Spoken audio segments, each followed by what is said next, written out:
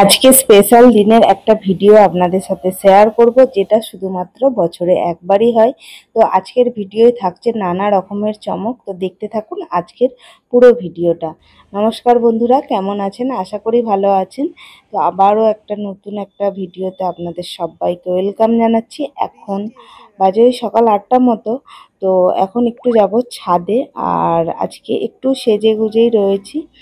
সকালবেলা স্নান করে আগে পুজোটা দিয়ে নেবো। তো গাছে ফুলগুলো তুলতে এসেছিলাম, দেখলাম বেশ কয়েকটা ফুল, জবা ফুলও ফুটেছে। তবে আমার ছাদ বাগানের এই গোলাপের কালারটা কিন্তু আমি কোথাও দেখি না।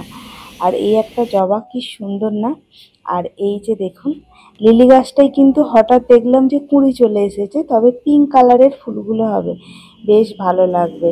যখন ফুটবে অবশ্যই কিন্তু আপনাদের সাথে সেটা শেয়ার করব। তো চলুন এখন নিচে চলে যাওয়া যাক, কারণ আজকে রান্নার অনেক আয়োজন রয়েছে, সেই সব কাজগুলোকে সারতে হবে। আজকে স্পেশাল দিনটা কেন বললাম, কারণ আজকে মানার জন্মদিন। আর এখানে দেখুন, আমি মা সকালবেলায় ঢুকে পড়েছি রান্নাঘরে, কারণ টিফিনটা আগে সেরে নেবো। লুচি বানাচ্ছে মা ওদিকে, আর কড়াটা দেখে বুঝতে পারছেন এটা হলো লোহার কড়া। আর লুচি টিফিন হয়ে যাবার পরে নিরামিষ একটু পনির রান্না হবে, কারণ যারা মাছ বা মাংস খাবে না তাদের জন্য পনির। তো এইবারে ক্রিম পনির এনেছে জানেন, তো বেশ ভালো পনিরটা। তবে আমার একটু খেয়াল ছিল না, কড়াটা ঠিক হয়নি, তাই আমি দিয়ে দিয়েছিলাম। আর পনিরটা যেহেতু সবজি দিয়ে করব, তাই গাজর আর একটু ক্যাপসিকাম ভেজে নিলাম। আর এবার দিয়ে দিয়েছিলাম আদা বাটা, একটু টমেটো বাটা দিলাম, আর জিরে ফোড়ন দিয়েছিলাম।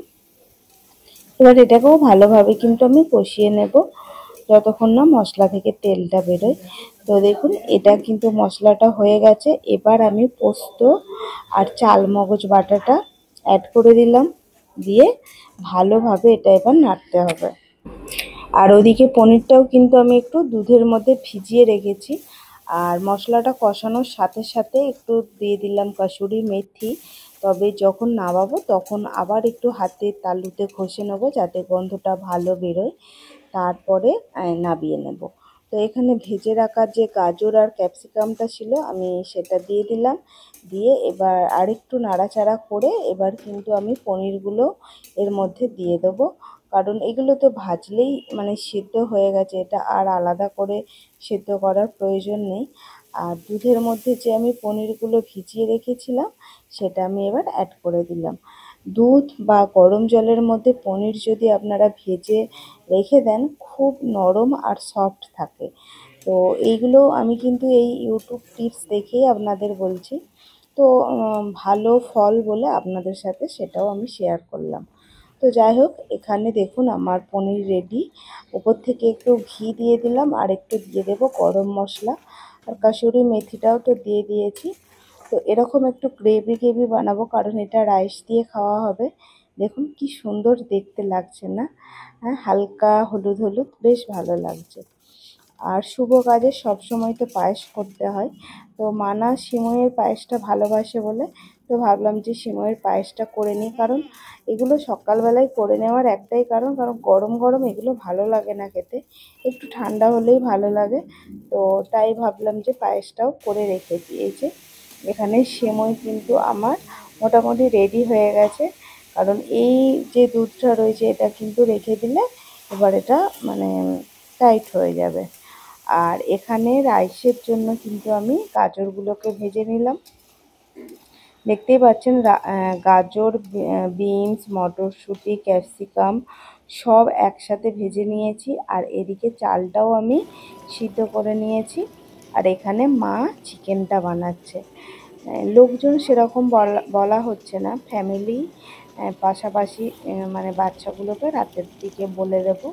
তো এখানে মাংসটা কষানো হয়ে গেছে, আর এদিকে আমি চাটনি করছি খেজুর, আমসত্ত্ব, তারপরে কাজু, কিশমিশ, টমেটো সব কিছু দিয়ে। আর এদিকে চিংড়ি মাছটাও করে রেখেছিলাম। এবার দুপুরে মানার জন্য থালা সাজানো হচ্ছে। প্লেন ভাত দিয়েছি, রাইস দিয়েছি, আর এখানে কেক, 5 রকম মিষ্টি, সব কিছু।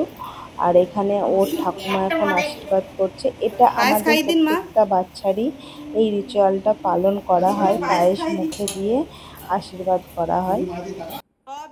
এরপরে কাকা আশীর্বাদ করছে। বললাম না, কাউকে বলা হয়নি, আমার মা এসেছে আর ফ্যামিলি সবাই মিলে, ব্যাস। তো কাকার পরে এবার আশীর্বাদ করবে কাকিমা। এবার কাকিমা আশীর্বাদ করতে বসে পড়েছে। বাড়ির প্রত্যেকে সকলে এক এক করে আশীর্বাদ করবে। এবার বসেছে আমাদের মা, মানে মানার দিদু, মানে সব থেকে আদরের, যেটা যাকে বলে। কি করবে শুধু একবার দেখুন, মা বাবা, নাতনি বলে কথা প্রথম।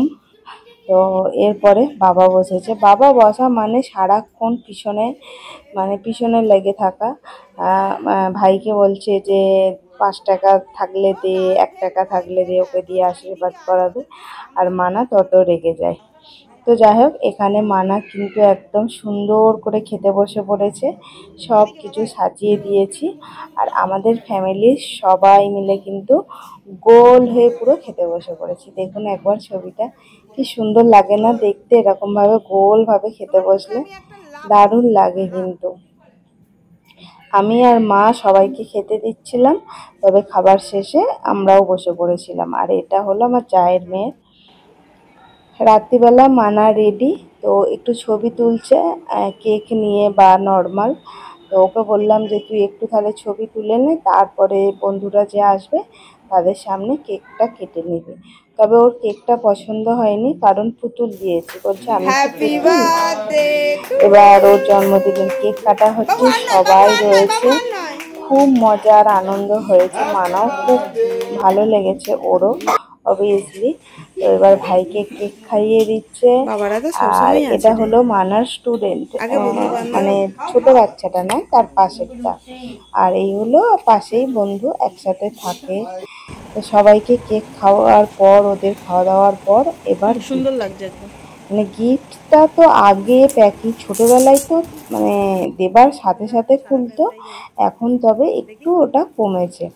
আর এই গিফটটা তো সব থেকে সুন্দর হয়েছে, কারণ এটা মানা আর ওর মানার পাশের বন্ধু যে ছিল কেক কাটার সময়, হয়তো ঘরে ছিল, সেই ছবিটাকে দিয়েছে অন্নপ্রাশনে।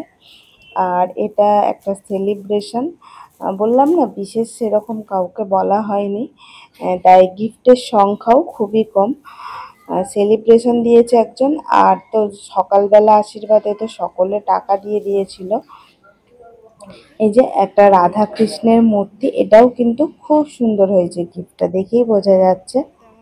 তাহলে আজকের ভিডিওটা কেমন লাগলো আপনাদের অবশ্যই জানাবেন। আর ভিডিওটা যদি ভালো লেগে থাকে তাহলে চ্যানেলটা সাবস্ক্রাইব করবেন, পাশে থাকবেন। সবাইকে আজকের মতো টাটা, দেখা হচ্ছে আবার নতুন একটা ভিডিওর সাথে।